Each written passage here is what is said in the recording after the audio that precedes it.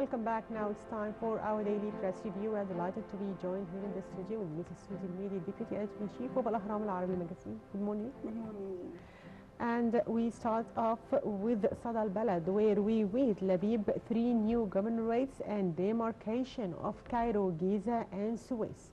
President Fattah al-Sisi held a meeting in the presidential headquarters. Prime Minister Ibrahim Mahlab and Minister for Local Development Adil Labib participated in the meeting alongside governors of Upper Egypt governorates. The meeting reviewed the phase 1 of the plan for future demarcation of governorates of the Republic on Upper Egypt. The President instructed practical considerations should be imposed by carrying out of the new plan. The 3 governorates will be added. Presidential spokesman Ambassador Ihab Badawi said, "The President has confirmed to the meeting, which lasted more than 5 hours, the need to work in a constructive and non-traditional solutions." Okay, what are the main purposes behind the demarcation of Cairo, Suez and Giza? To what extent the establishment of new governorates can help in the development process? Yes, of course. The last sentence here is the main aim, which is the need to work active and non-traditional solutions for the problems that we are having now concerning the Cairo, trying to have another maybe new capital, and also to try to organize the governorates that we have in Egypt, because some of them, like Beira, for instance, are huge. We needed to have another governorates actually in the middle, which is Al Alamein now. It will be, I think, put in this project. We have 3 new governorates. It's Al Alamein and another 2, which is very important actually, those division.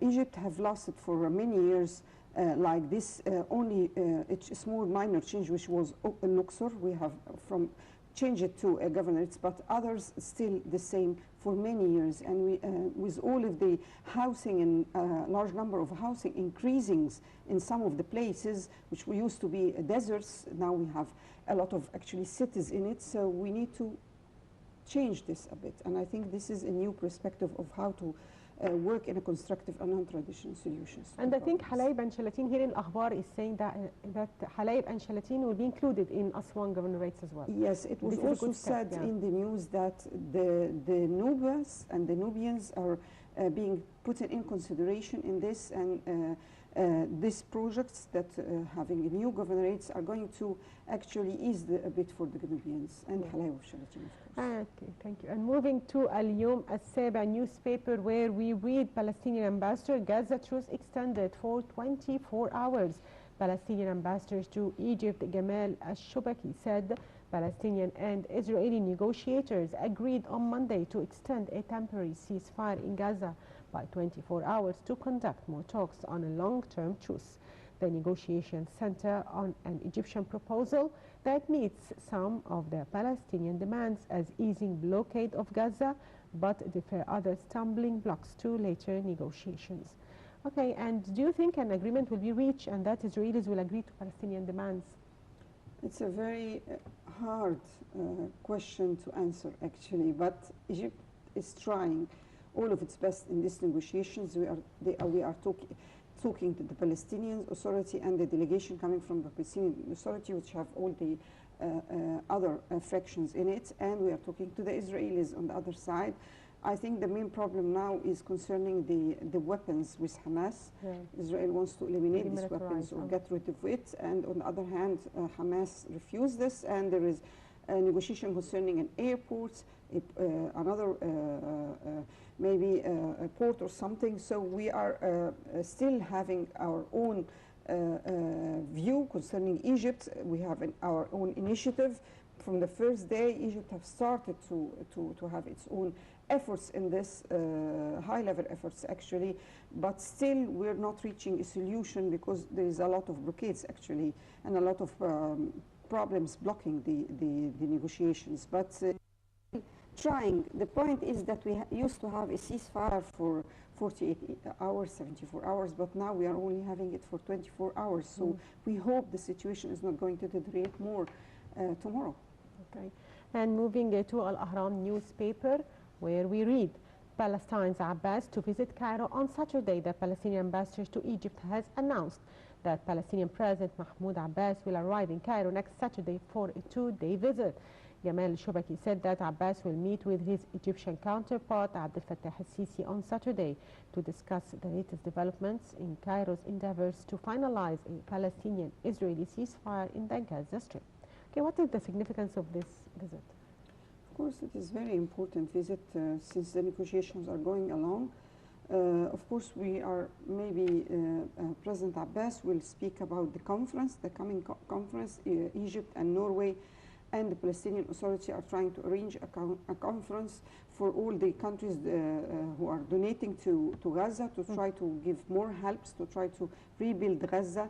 It's like a carrot actually to all the Israelis and to Hamas to try to convince them of going on to try to ease the situation a bit, have more security to Israel, and on the other side to ease the blockade of the Israelis on Gaza and make people's life in Gaza better.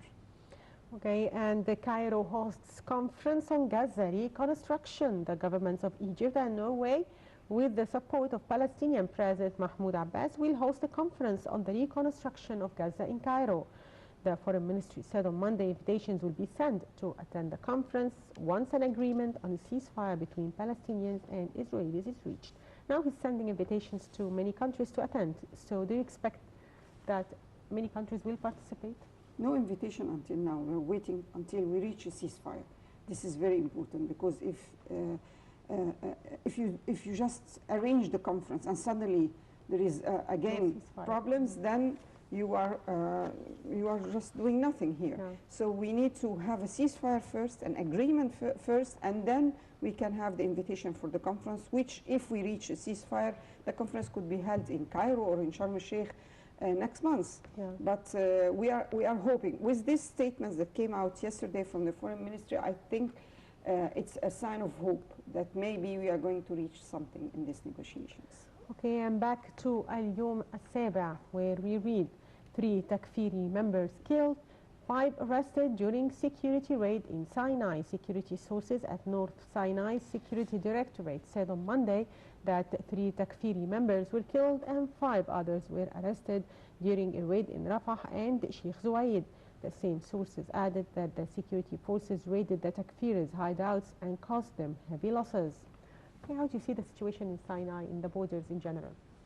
It's not easy, but a lot of efforts actually, security efforts has been done, and more will be needed actually. But I think, as we were saying from the first news here, that we need a constructive and non-traditional situation in Sinai. We need to think outside of the box here because we are having a problem in Sinai, security problem, and we need to have actually in this problem solutions not only depending on security, not only depending on the use of force.